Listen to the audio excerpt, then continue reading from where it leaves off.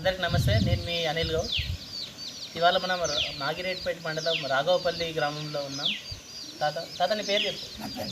భూమయ్య. ఇంతకుముందు ఏం ప్రాబ్లం ఉండే నీకు? యాక్సిడెంట్ అయింది.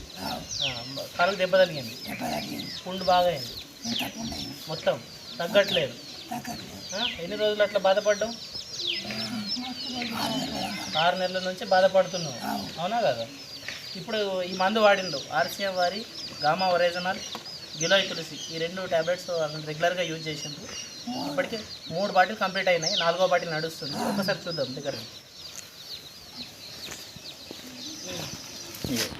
దాదాపు ఒక 80% మొత్తం తగ్గిపోయింది, ఒక 20% మాత్రం ఉన్నది.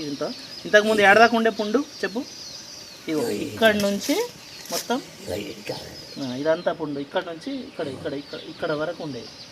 ఇది టోటల్ మొత్తం పుండు తగ్గిపోయి